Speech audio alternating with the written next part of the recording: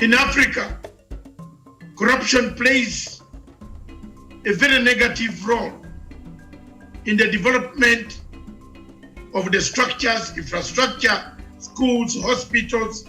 It negates the very fact that we became independent.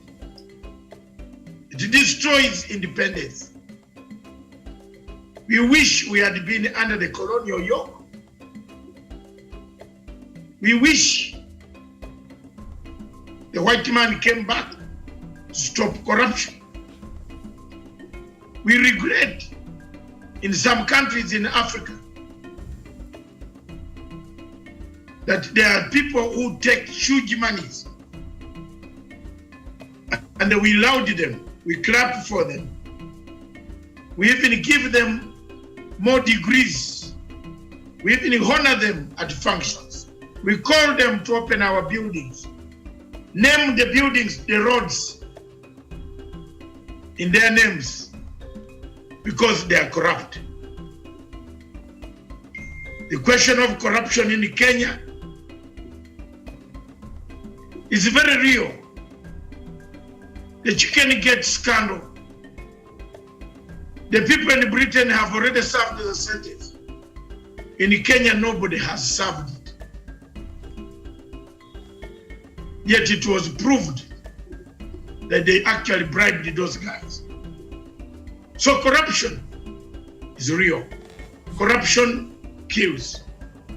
Corruption can only be eliminated in Kenya if Kenya changed the criminal justice system, denied people, denied the thieves, denied the economic crimes perpetrators bail on first appearance. Until the investigations are conducted, thoroughly brought, files are put together, is when these cases can now proceed in a maximum of 1 week, 3 days to 4 days. You are found guilty or not guilty. You either walk home or you walk back to committee. Until we do that in Kenya, until that is done, like what is done in Ethiopia, Rwanda, Uganda, Tanzania, that bail is not given to everybody who has touched an economic crime and committed an economic crime. Bail is denied. If we start changing, the Parliament of Kenya changes that. Believe me or not, corruption here, people will fear. Nobody wants to go and stay 6 months or 3 months or 4 months in jail. But we have made it very easy for people in Kenya to steal on Friday, release them on Monday, on Tuesday, Wednesday, they are off to Dubai, to Mauritius, Madagascar, Seychelles, Zanzibar, to enjoy the money with their loved ones or their hated ones. I thank you.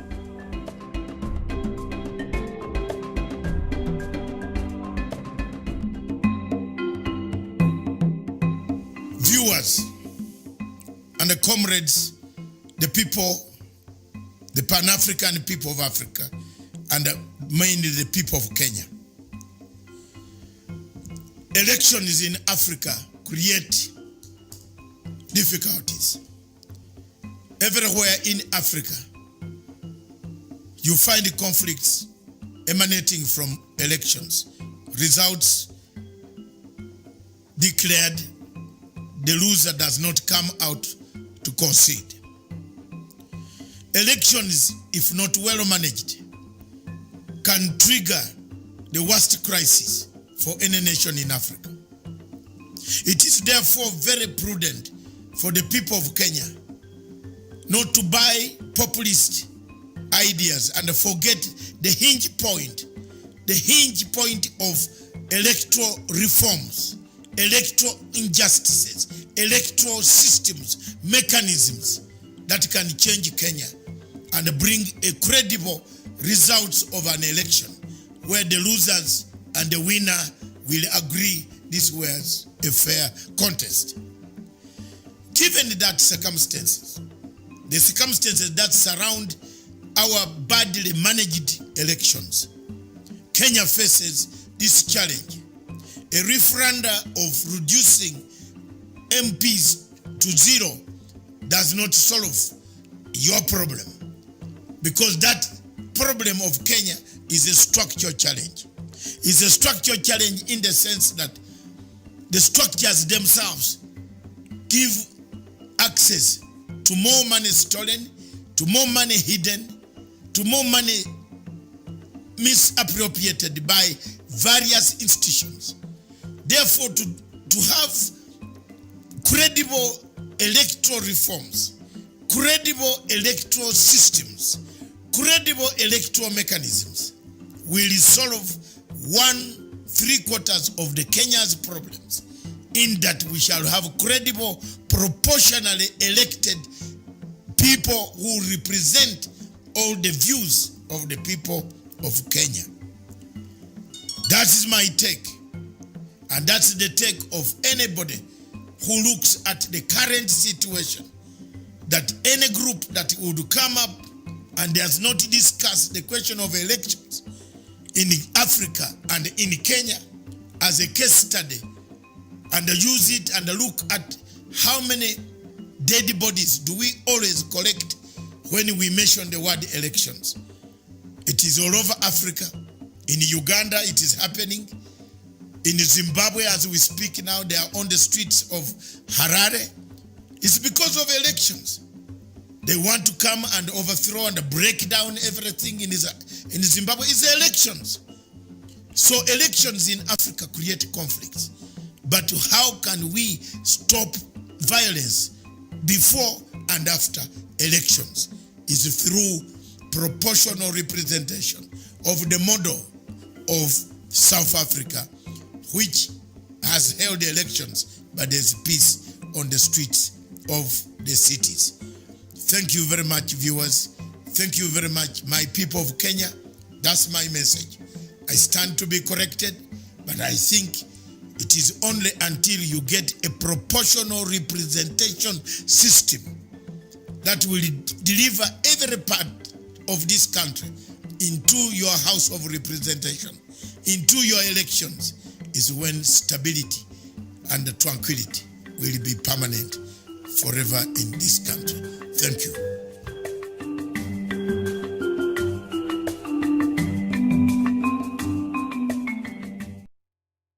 Ugandan that Kenyans love to hate, Dr. David Matsanga shows up. You know, the show is on fire. Tweets coming in thick and fast, fast and furious. Please use the hashtag Matsanga. Kenoti Jim says, Dr. Matsanga calls it as much as we don't like him, he's got content. Well done. Cable says, are you a gun for hire? For what? Guns are not here. It's the brain. Are you a brain for hire? No, I do it with passion. Pan-Africanism is my blood. That's why I'm resilient. Because wrong people were taken to the ICC. I should keep quiet. Gaddafi was killed. His son is being cut to pieces, one finger every day. I should keep quiet. So I asked you the question I asked earlier on. Who died? That's my job, man. What are you doing? Let's do it, man. So now, let's go. Yeah. Who died and put you in charge, Matsanga? Why are you running around the continent? Pan-Africanism, it is inborn. I have lived in Tanzania. Nyerere was a Pan-African. I have seen people die. We wouldn't like people to die. Then we thought ICC could come and help. ICC has become a tool being used by Western powers to harass. Why don't you issue a warrant on ISIS? Americans gave ISIS guns. When they turned to go and overthrow Assad, they turned on them. Now they don't want to tell us how many guns they gave ISIS. Boko Haram, why don't we issue a warrant of arrest ICC to leader of Boko Haram who always comes on TV? We know where he is. Issue a warrant, his name. Why don't we issue a warrant of arrest by ICC Al-Shabaab leaders? so that they know wherever they walk, they will be caught. Yeah. You are concentrating on a dying case. You are finishing money on Kenya. Why Kenya? They want to dismember the hub of Africa. People call me, tell me, Ugandan, if you kill Kenya, Uganda is zero. We are gone. We rely on you. Okay. That's why I fight to keep the peace and this country alive. Jomo Geshaga. Yes. He says, Jeff, give Dr. Matsanga a break. Yes. He's a modern day freedom fighter and true Pan-African. Thank you very much. I've done it. And I have, even if I died today, one of my children out of these 80 children, 8, not 8, I'm not 8, where can you get it? It sounded like 80. Man. 8, I said, I am not an English person, I learned English. 8 children, one of them will take my fight. My fight will go down. I am not here to get money. If you ask anybody, I've never gone to President Kenyatta. I only see him at the conference. I see Ruto at the conference, but I've never seen any. Even if you look at CCTV, you'll not find me near any of those places, because I don't ask for money. I came here, I knew. And Jeff, let me tell people, they always love me. I was working as a senior consultant of Sky News for Africa, earning 150,000 pounds. I could sleep on a tree or in a tent with that money per annum. But when I pointed out witness number 4, OTP 4, I said, this is a liar, he's on Facebook. Ocampo said he's arresting me. The Sky News saw that, they terminated my contract. You know that? They said, we can't work with you. What's your point? What's your point? My point here is that if you are saying you're looking for money, I lost money and I've never looked for money. I still don't know why you're doing this. Passion, Pan-Africanism, patriotism. That's why you find people here, they hate their own country. You find Jonjo Moe, Maina Kiai, Kegoro, when they go to ASP, they hammer Kenya. Kenya is bad. Kenya is bad. Wait, this is your country. By the way, those are your views, right? No, these are views that they. No, which what you just said, the names you mentioned. Yeah, okay? they can. None of them has money to sue me, because they are very poor. They are poor. They rely on donor money. I don't rely on donor money. Views, not mine, of KTN's, right? I don't rely on donor money. Faust Khalid says, Matsanga knows how to fight for relevance. That's all you're doing. You're trying to be relevant. So that I get what? Space? Sunshine? I can get it somewhere else. I'm fighting for the truth of these people. These are not the right suspects that should have been in the Hague. That's why they are hiding the list. Why are they hiding the envelope? Because these were not the right people. They took to the Hague. They changed this envelope. That's why I'm looking for it. Sir, I don't want it in my hands. I want the envelope to be handed over to the President of the Republic of Kenya, who is now President Uhuru Kenyatta. And then after that, what? Will you go away, pack your bags and go? Kenya closes the file. It's up to the President to reveal. Then if the President decides to take this envelope to DPP. Get ready for 60 minutes of non-stop action, because the guests tonight are, I guess you can call them, not just learned and experienced, yes, but pretty noisy as well. In fact, the NEMA license has just arrived, so we've got that in check. Recce squad is on the way, and if G4S does not show up, I've got my own fire extinguisher to take care of matters on this show today. My guests, not only do they agree on so many issues, especially ICC and a lot of other things, and yes, their dress code tonight, which you'll see in a moment. One thing they do not agree on is the contentious media bill passed by members of parliament recently and awaiting signing by the executive, the president himself. Tony Gashoka sides with most of us journalists. He says it's draconian, sets us back half a century, and will take us back to those dark days we don't want to go back to. Dr. David Matsanga, on the other hand, who's also a journalist along the way. He studied journalism probably in the forests of Uganda somewhere. He says MPs have a point and that bill should pass. Those are some of the issues we're going to be discussing, along others. Has Parliament gone rogue? United Nations Security Council also discussing whether to defer or not to defer. First, let's get right down to that contentious media bill with my two guests. Gentlemen, first time you two are appearing on the bench on any show. Yes. Looks like you all... There's two things you must know. Hold on, Tony. Yes. Did you all call each other about the time? Is it like Uhuru, Ruto? I'm wearing one flag of Kenya. He's wearing two, one from Uganda and one from Kenya. Yes. So he must say where he's talking I'm from. more of a Pan-African. First of all, Tony. he must return Migigo before he talks about Kenya. I think Tony should not take me to be a representative of the Uganda government. If he wants Mujingo, he can go and ask Museveni or the High Commission. I am a Pan-African who has come here. That's why I'm wearing two. All right, we'll get to that in a Yes. moment. Looks Oh, like yes. it was heating up already. Oh, yes. I got my fire extinguisher. Don't worry. All right. Bring it on. Tony, Yes. did you think that anybody in their right minds would oppose this media bill? Before I talk about how outrageous, how wrong the 11th Parliament is, let me first say that Justin Muturi, the Speaker of the National Assembly, has presided miserably over the Jubilee mandate to lead Parliament. One man called Jamlet Kamau, a neighbor of mine from Thika in Muranga, is a man who is incorrigible, a person who does not understand basic English. And People, I am not doing it to punish them. I'm doing it so that they can, look here, they can actually wash themselves off. Because everywhere you walk in a bus, they say, you are suspected to have killed people in Naivasha. Don't you think it is very bad? In politics, you might not even stand for a case. Emmanuel Swaka says Matsanga is lying. Yes. The passion he has to speak against ICC is highly paid. By who? Which contract? Do I have a contract with the government of Kenya? Has he ever seen? Don't talk these things of people talking and blaming people, heaping lies on people. I have never been given a contract by the government of Republic of Kenya. I started talking about ICC in Uganda when Ocampo came to Uganda to investigate ICC. Was Kenya in Uganda in 2005? Was there violence in Uganda, in Kenya in 2005? Rubbish. People should not talk that way. Francis Mungai. Yes, and by the way, I don't talk with people with frozen brains. I talk with people with active brains, like you.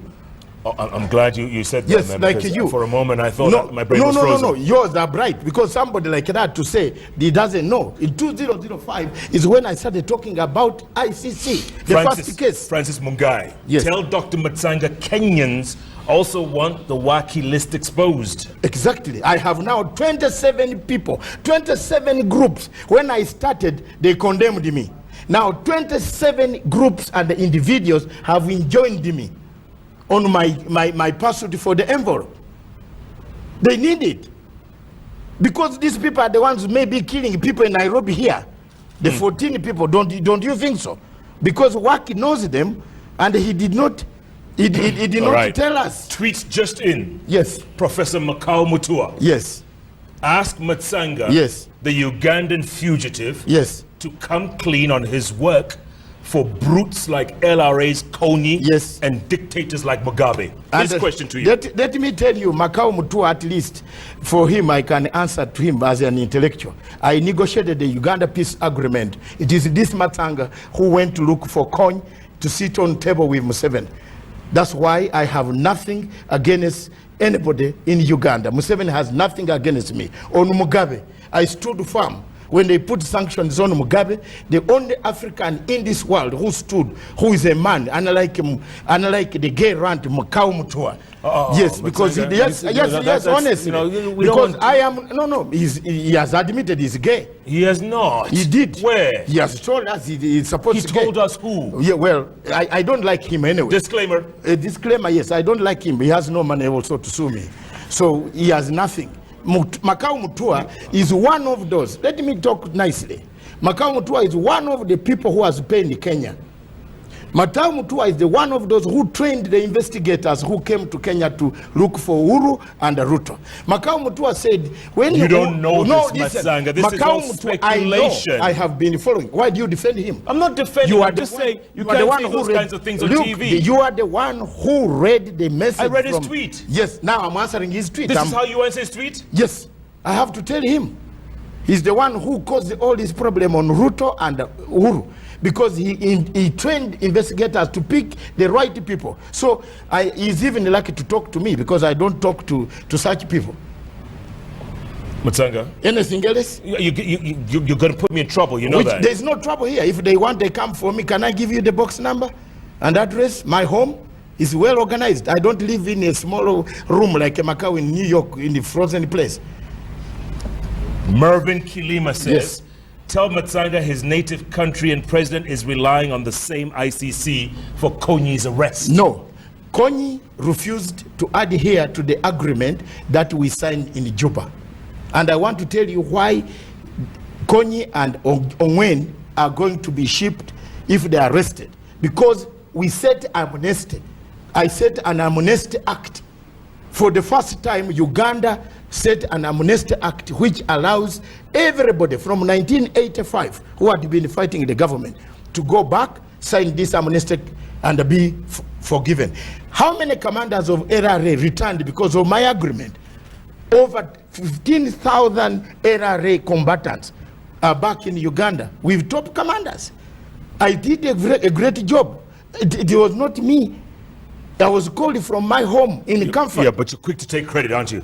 I don't want to take any credit. The peace in Uganda takes credit. Museveni has taken credit. The guns have silenced. I did a great job, which Macau cannot do, except Macau goes to tell people to come and arrest more Kenyans. Macau. I have never told anybody to go and arrest any Ugandan. I don't condemn Uganda. I tried to fight for freedom of parties. The parties returned. This is the Matsanga was talking on BBC from 1985, 86, 87, 90. This is the Dr. Matsanga. Yeah. The freedom parties have returned in Uganda. Therefore, why should I fight anymore? Okay, but you have to apologize to Macau Mutua for calling him names. Which one? Why did he call me a brute? Or is that a good name on your show? No, he called me a brute. Yeah, Matsanga, do you No, know? he called me a brute. Yes. He's more of a brute because he doesn't even have a wife. Yeah, I hope. I have a wife. He has a wife. I met Where? his wife. Where? I met his wife. He has. You see, let me not talk about Macau. It reduces my discussion tonight. I'm beyond that. I hope you have 2 million. Because I have my Macau can't even wear my suit. Well, he can't fit into your suit. No, he can't wear it. He can't buy it. He's a poor man who fraudulently obtained a job in Buffalo University by forging papers. You forget about it. Let him talk to you. Not me. I'm beyond. I'm substance. Because I have a family. I can die today and my family will come on the funeral. What if has Macau got? Nothing. Okay, let's move away from this. Yes, Because bring good topics. Macau has said if Kenyatta's case is dropped, he will commit suicide. Has he committed suicide? he didn't say that.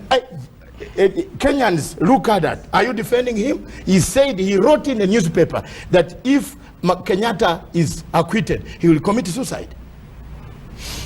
Can I bring the paper?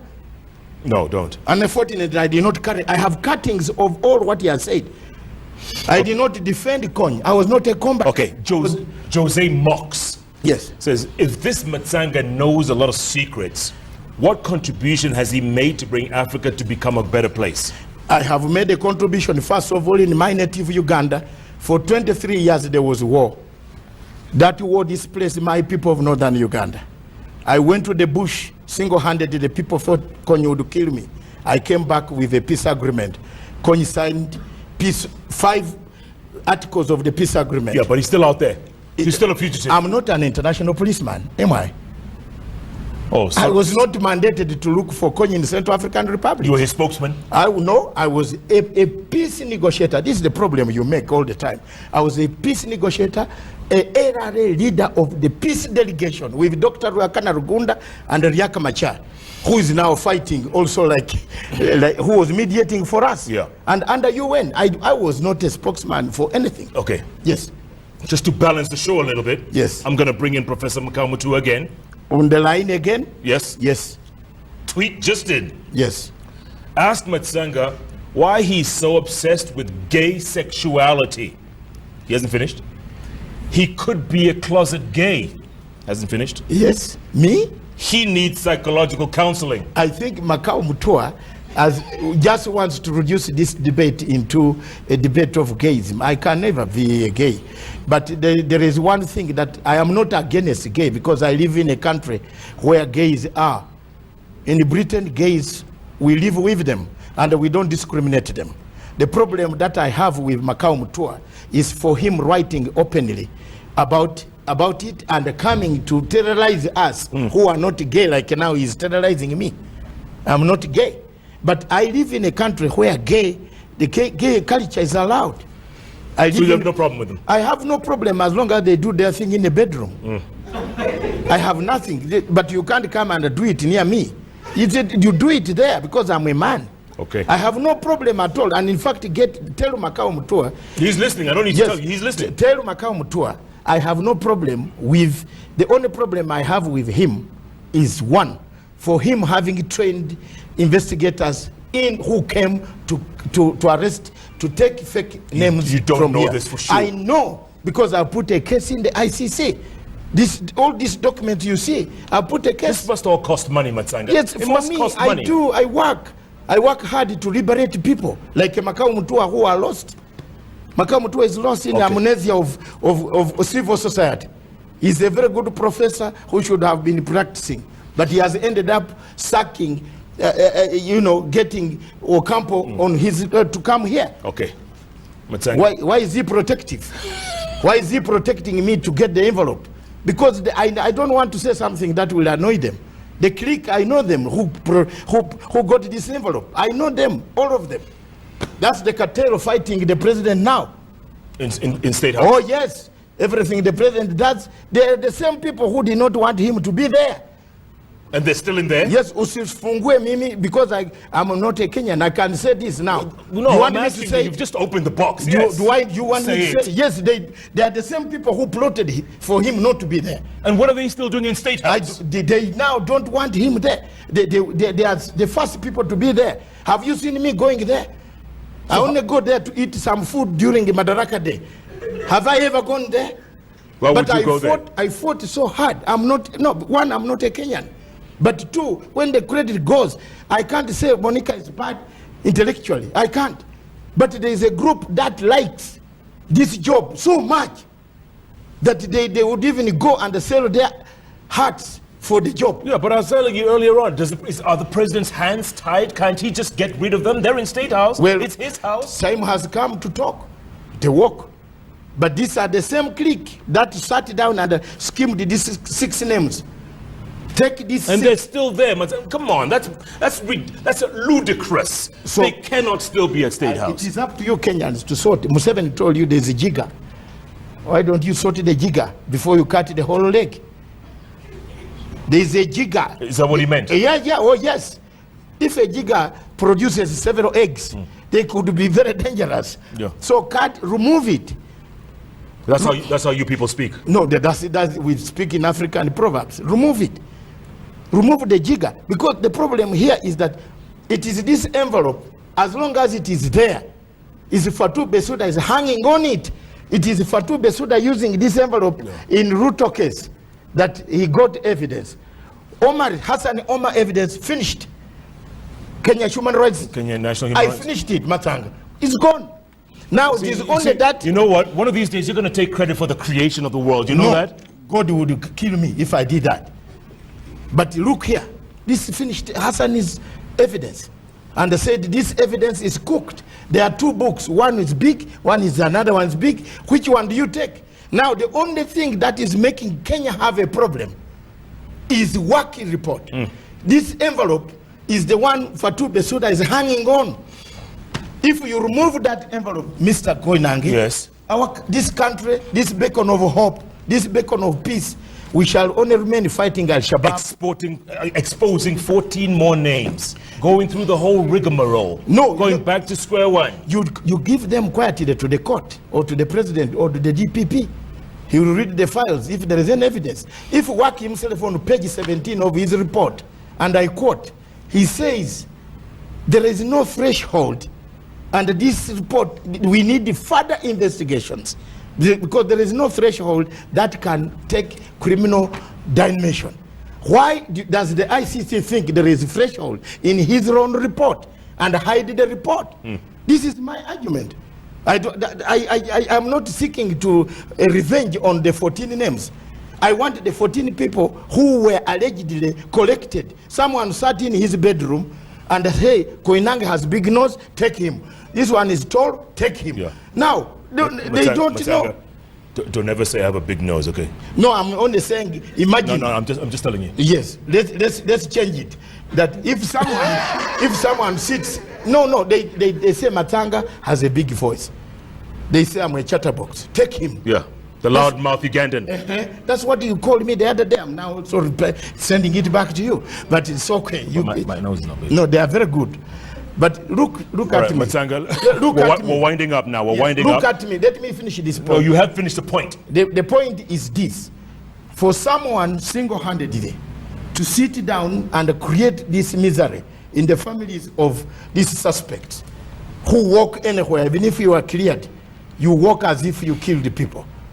And then you hide that envelope against Article 102 of the Kenyan Constitution without returning all material to the appointing authority. There is a crime committed. Okay, final thoughts, Matsanga. There's your camera over there. Use that one or that one. Final thoughts. Go on. First of all, my journey on the ICC has been a journey not for revenge. It's a journey to bring transparency.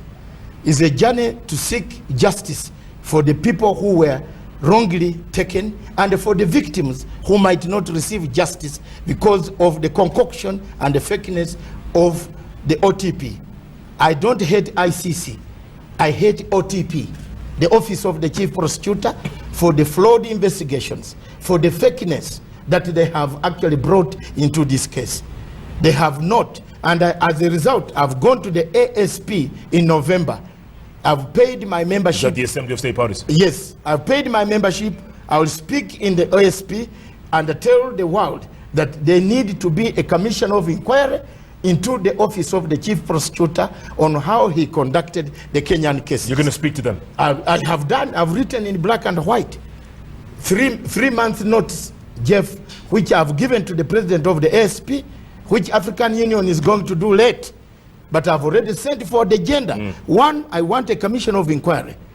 Against what? Against the OTP, the chief prosecutor, on how he obtained witnesses, how he paid Makau Mutua, Maina Kiai, and the rest of these people, Gladwell Otieno, to collect witnesses in Nairobi. I want people to know how much money was spent.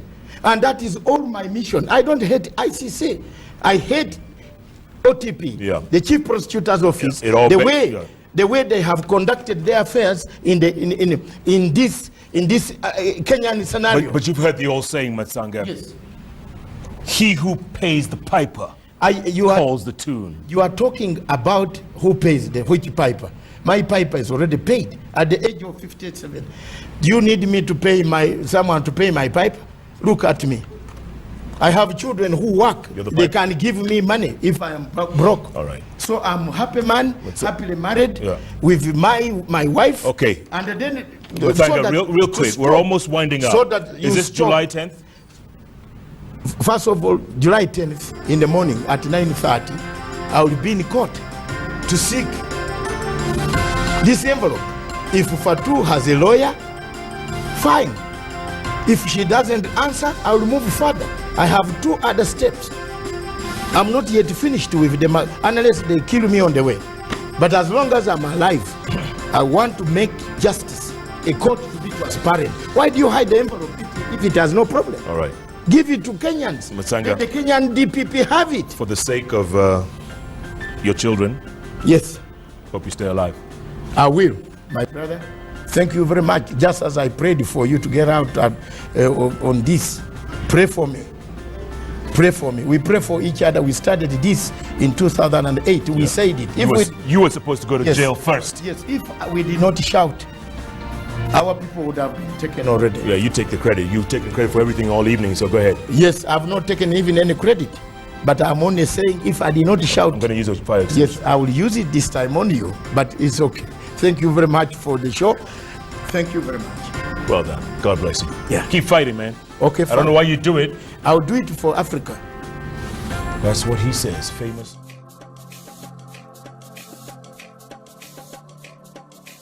Way back in 1998, the late Secretary General of the United Nations by name Kofi Annan thought of an idea, brought an idea of saying the only way to bring world order where crimes committed that are not punishable in local courts, local countries, regional courts could be taken to an international crimes court. The Rome Statute and Rome Treaty of 1998 July was an offspring of already cooked DSGE intelligence system mechanism to keep Africa under check. Up to date, the French government pays 70% of the salaries of the International Criminal Court, from the porter to the judge, to the prosecutor, and the rest of the other people. This was a project of Kofi Annan and the Kofi Annan Foundation, followed by George Soros as an accomplice of Kofi Annan, brought in by Luis Moreno Ocampo and the entire system of the West, some countries in the West, to keep check on African countries that did not agree with the policies of the French and to their policies of Western culture. The International Criminal Court Chief Prosecutor Luis Moreno Ocampo agreed in all this that yes, he has been picking money, extra monies, and we followed the story together with my group in France, powerful investigators in France who worked together with me, and we found out that, truly speaking, Luis Moreno Ocampo, Fernandez Gumedi, the former judge, the president of the International Criminal Court, laundered money, some coming from American banks themselves. This evidence was put in the ICC. In the case of Bashir versus the chief prosecutor, I filed an application which I still have and which I'm going to publicize again so that people can know that I was right. I've been vindicated because the American friends now have found that my credibility is real, that I was right when I stood up to say this court is corrupt. This court launders money, $17 million of United States money, laundered through Bahamas, through New York banks, back to Ocampo's personal assistant, by then called Fernandez Gumedi Silvia, who later on rose to the ranks of becoming the president of International Criminal Court. It has taken us time, energy, effort, resources to investigate the corruption scandal that have rocked the International Criminal Court. Why should African countries continue to be in the ICC, yet even the superpowers like America are saying no, we have enough courts to try our own people? Viewers, it has taken Americans over 20 years to listen to our voices when we told Reinberger in Nairobi that this court is a corrupt court. Today, on the eve of September the 11th, I want to deliver a clear and unambiguous message on behalf of the President of the United States. The United States will use any means necessary to protect our citizens and those of our allies from unjust prosecution by this illegitimate court. We will not cooperate with the ICC. We will provide no assistance to the ICC, and we certainly will not join the ICC. We will let the ICC die on its own. After all, for all intents and purposes, the ICC is already dead to us. A case of the Kenyan people. These cases in Kenya, the chief prosecutor called Fatou Bensouda put serious statements at the end of the cases, discharge and termination. In legal language, these cases pose a very serious threat in the future. What the people of Kenya can do, and they should do, is today to wrap up the work envelope. Because until this envelope is sealed, thrown in Indian Ocean, the chief prosecutor in the future will come and look for that envelope, use it to incriminate people again. It brings me back to the situation. America is sealing its journey out of the ICC. Why do you wait? Why don't you take this opportunity to seal your journeys out of the ICC? America is quitting, warning that it cannot no longer be a party to such an obnoxious court, a court that has no powers, that talks from this side and vomits from the other side, a court that cuts and pastes evidence, a court that buys witnesses, a court that incites incentives, gives incentives to witnesses of a passport and a relocation, then you tell lies about people. A court that sentences you as per the words there. Why should you leave a country that has a jury that checks on what the judges would do, the excesses of judges, and go to a country, a court that has no jury? Time has come for Africa to think. Do we need this court? Does Africa need this court?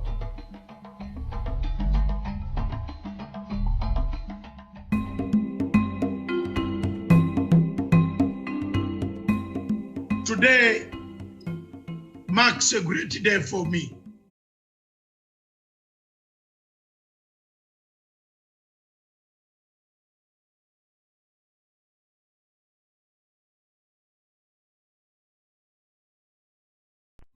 For us in Pan-African Forum UK Limited, stand above the threats,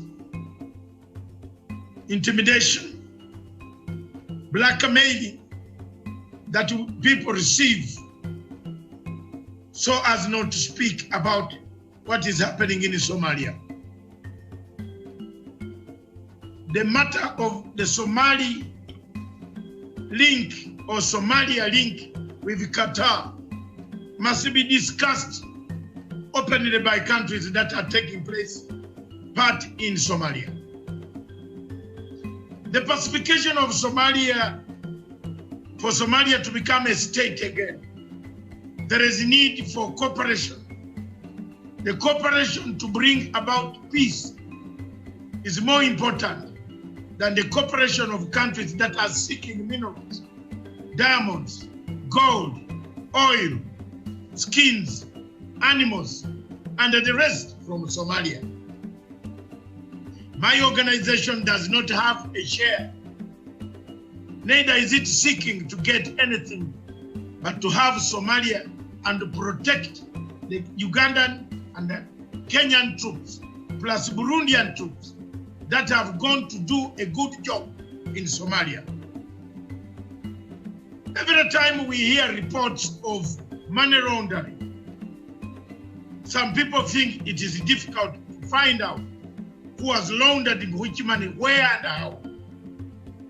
For us in Pan-African Forum UK Limited, we have networks that have exposed even the ICC before, and we have brought it to its knees for this type of money laundering. Qatar has become the main funder of terrorism in the world. we can now safely agree and safely agree to the people, the countries, especially those countries like Saudi Arabia that said Qatar is a terrorist organization. It's not a country. Qatar is funding terrorist activities, coming in as economic saviors of some countries in Africa, while they are sponsoring terror groups that are expanding on the coastal line of the Indian Ocean up to Mozambique. It is therefore my duty as an African and us as Africans to point out these mistakes such that the people can take these mistakes, correct them, and point out to Qatar to stop funding terror activities. 2, it is also very important for the people of Kenya to know that Al-Shabaab, Eritrea, Ethiopia are trading out a deal that will leave Kenya and Uganda in a mess. It is important that Farimajo should not lie to you that he is not having these deals or these negotiations are not taking place. We have evidence, concrete in black and white, of these meetings that are taking place on a daily basis in one of the capitals of the world called Doha and Asmara.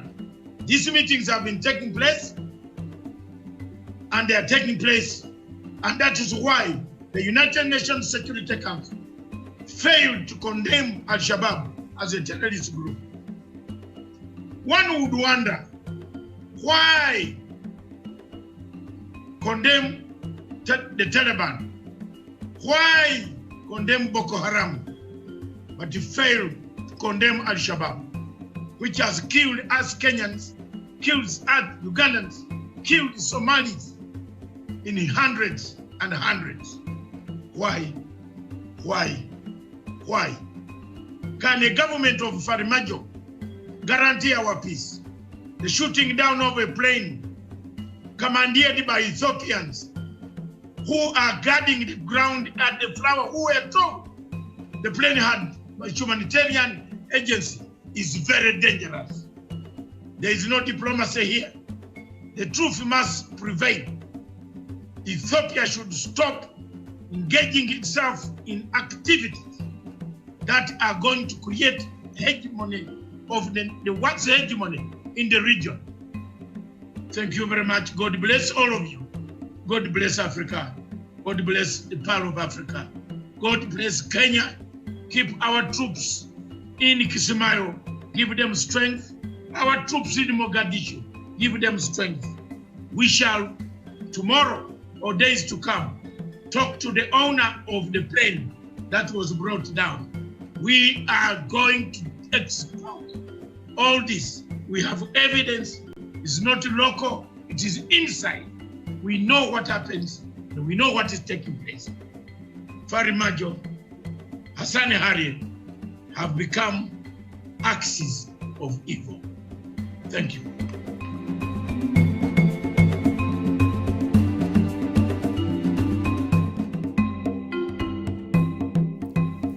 Conflicts in Africa have become the daily occurrence. Daily occurrences in many countries, in the sense that almost every African country, apart from the few, there is tension. One wonders where this tension at times comes from. Some of it comes from elections, a manufactured election, a disputed election results. Some come from territory. Some are terrorist based, like that of Somalia and Boko Haram. Some are because of regime change, purely sponsored by external forces. But 95 to 96% of conflicts in Africa occur through the sponsorship of external darker forces that would like to benefit out of the spoils of war. George Soros stands as one person who has always been and will always be and shall be until the end, a man who sponsors any type of chaos, who does not follow which type of chaos he's sponsoring, as long as it is chaos that can topple a person he hates in Africa. Many African countries are undergoing this pressure, this tension, especially those that are conducting elections and whose timetable for elections seem to be coming in the near future.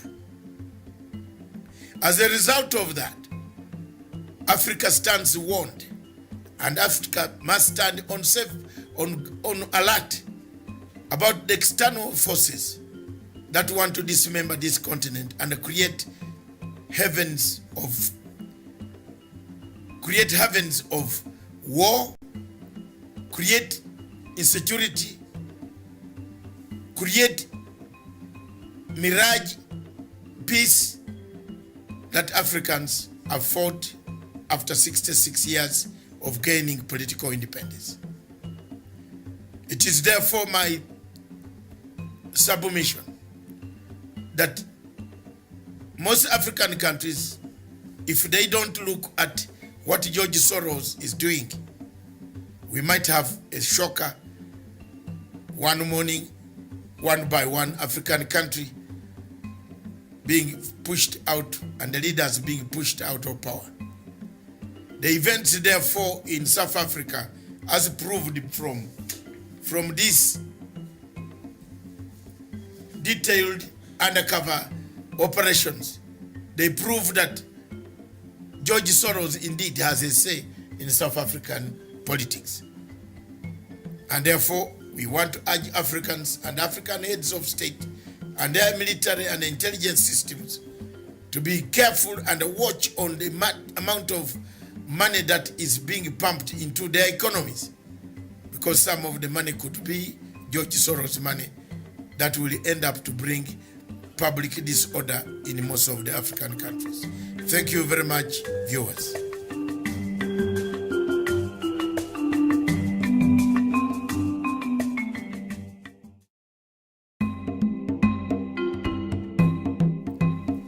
Conflicts in Africa have become the daily occurrence.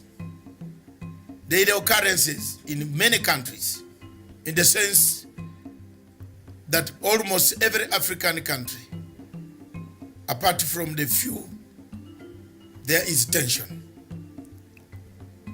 One wonders where this tension at times comes from. Some of it comes from elections, a manufactured election, a disputed election results. Some come from territory. Some are terrorist-based, like that of Somalia and Boko Haram. Some are because of regime change, purely sponsored by external forces. But 95 to 96% of conflicts in Africa occur through the sponsorship of external darker forces that would like to benefit out of the spoils of war. George Soros stands as one person who has always been and will always be and shall be until the end, a man who sponsors any type of chaos, who does not follow which type of chaos he is sponsoring, as long as it is chaos that can topple a person he hates in Africa. Many African countries are undergoing this pressure, this tension, especially those that are conducting elections and whose timetable for elections seem to be coming in the near future. As a result of that, Africa stands warned, and Africa must stand on alert about the external forces that want to dismember this continent and create heavens of war, create insecurity, create mirage peace that Africans have fought after 66 years of gaining political independence.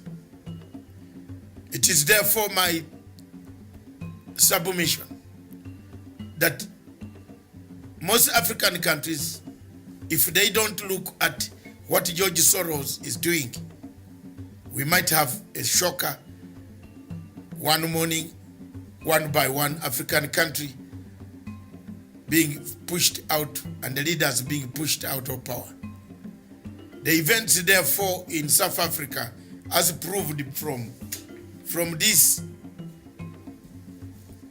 detailed undercover operations, they prove that George Soros indeed has a say in South African politics. And therefore, we want to urge Africans and African heads of state and their military and intelligence systems to be careful and watch on the amount of money that is being pumped into their economies, because some of the money could be George Soros money that will end up to bring public disorder in most of the African countries. Thank you very much, viewers.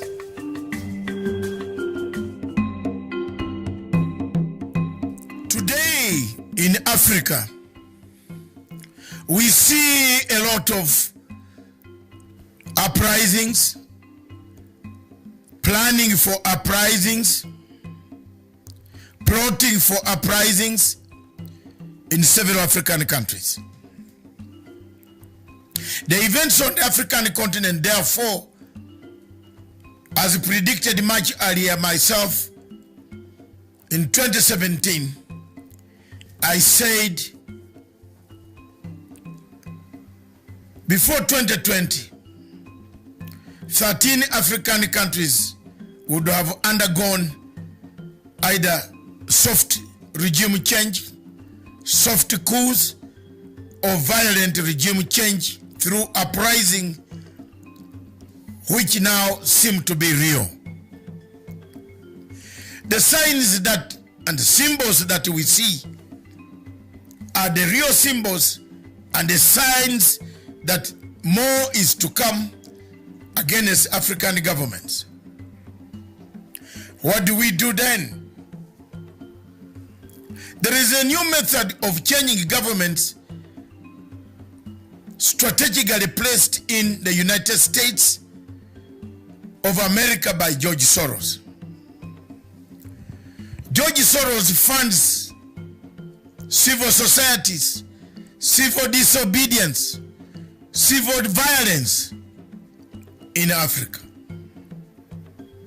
It is upon you, Africans and African heads of state,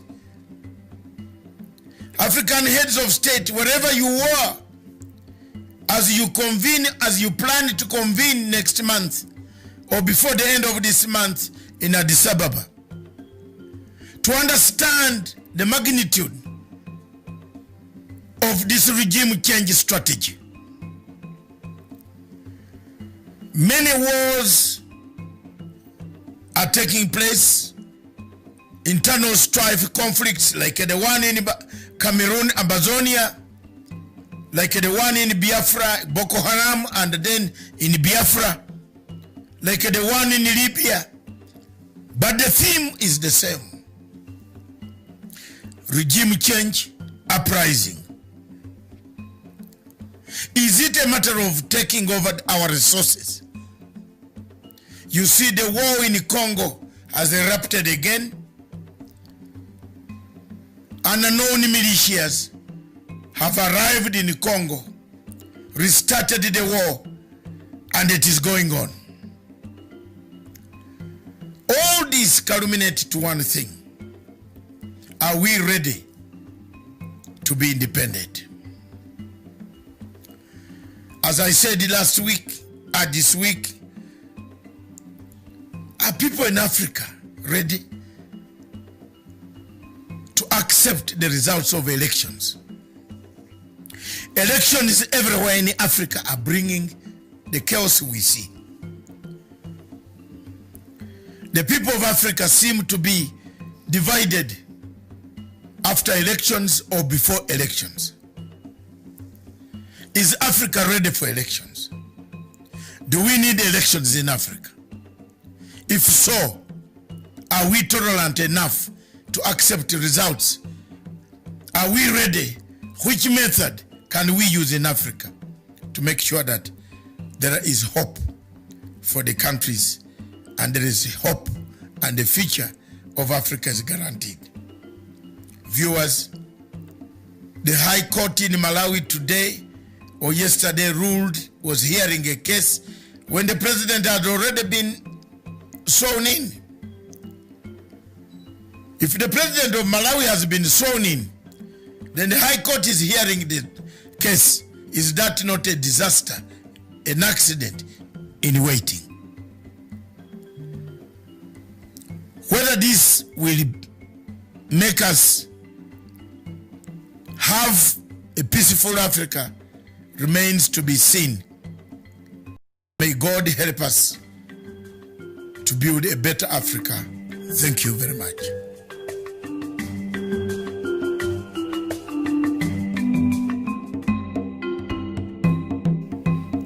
Fellow Africans, since 1957, when Ghana gained independence,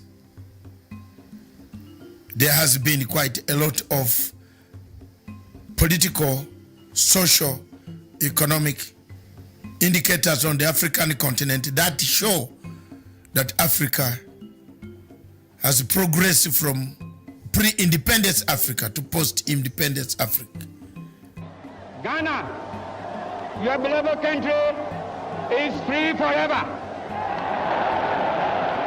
From now on, there is a new African in the world. That new African is ready to fight his own battle and show that after all, the black man is capable of managing his own affairs. 66 years down the road, Africa finds itself with the first country, Ghana, having gained independence. We find ourselves still locked up, controlled, manipulated, instructed, logistically supplied, equipped by foreign powers that dictate our agenda. Africa is endowed with plenty of minerals, resources, good weather. The climate is so favorable for the growth of food enough to sustain us. But we find ourselves in countries where hunger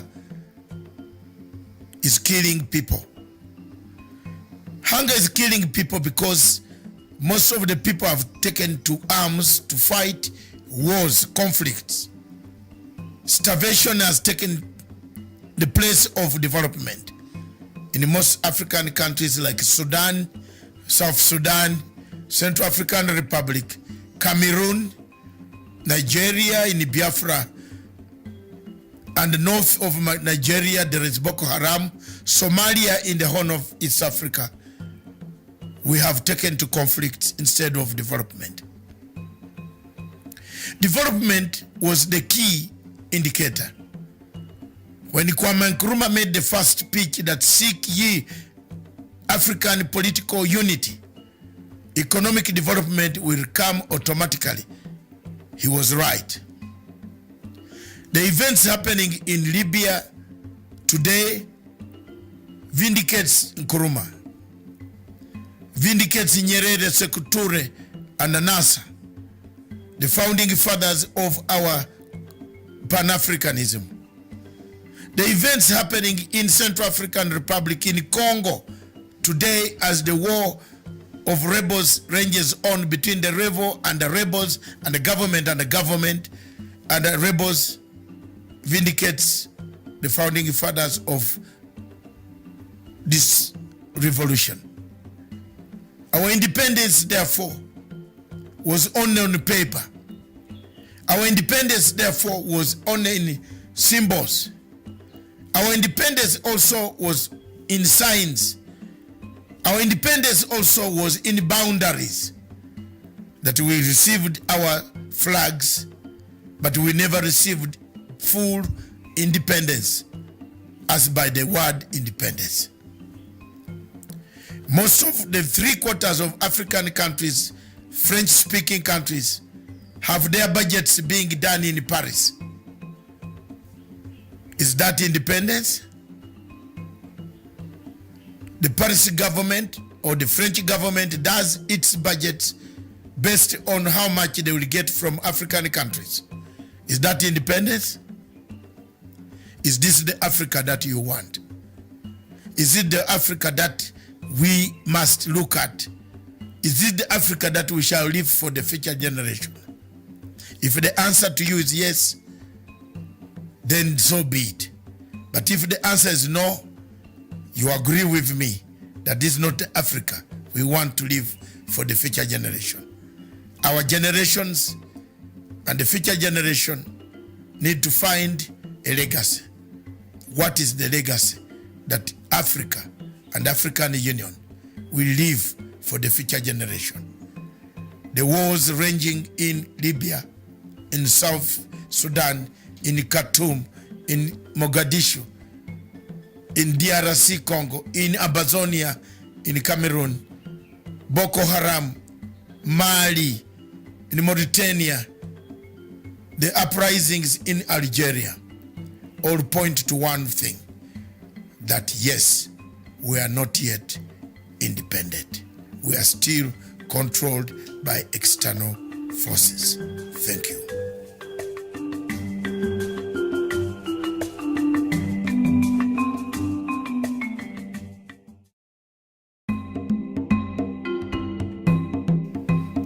Fellow Africans, since 1957, when Ghana gained independence, there has been quite a lot of political, social, economic indicators on the African continent that show that Africa has progressed from pre-independence Africa to post-independence Africa. Ghana, your beloved country, is free forever. From now on, there is a new African in the world. That new African is ready to fight his own battle and show that after all, the black man is capable of managing his own affairs. 66 years down the road, Africa finds itself with the first country, Ghana, having gained independence. We find ourselves still locked up, controlled, manipulated, instructed, logistically supplied, equipped by foreign powers that dictate our agenda. Africa is endowed with plenty of minerals, resources, good weather. The climate is so favorable for the growth of food enough to sustain us. But we find ourselves in countries where hunger is killing people. Hunger is killing people because most of the people have taken to arms to fight wars, conflicts. Starvation has taken the place of development. In most African countries like Sudan, South Sudan, Central African Republic, Cameroon, Nigeria, in Biafra, and north of Nigeria there is Boko Haram, Somalia in the Horn of East Africa. We have taken to conflict instead of development. Development was the key indicator.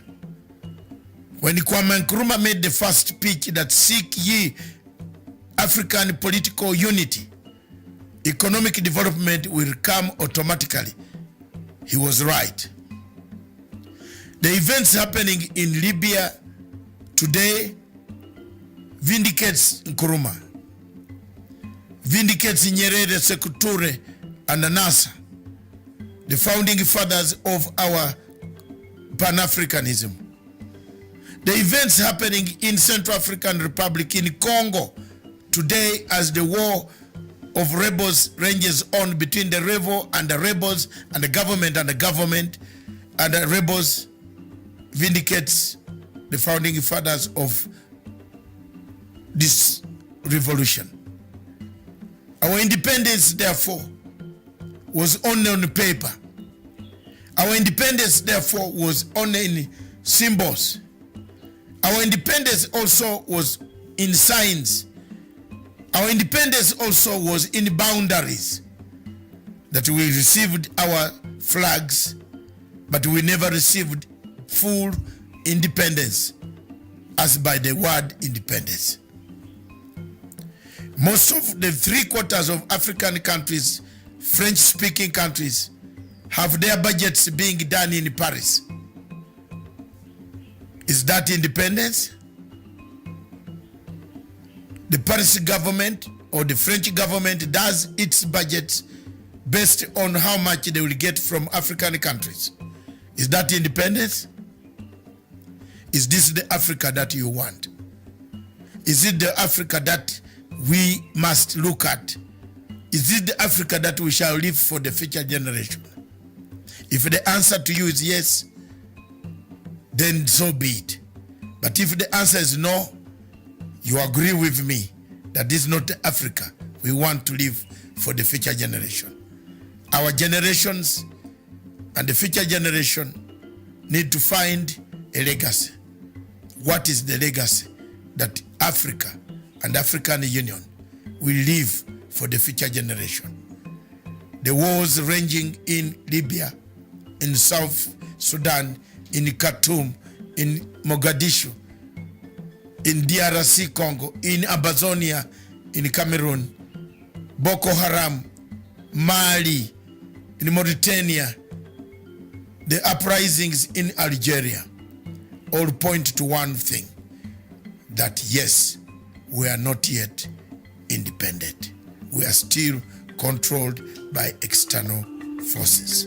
Thank you.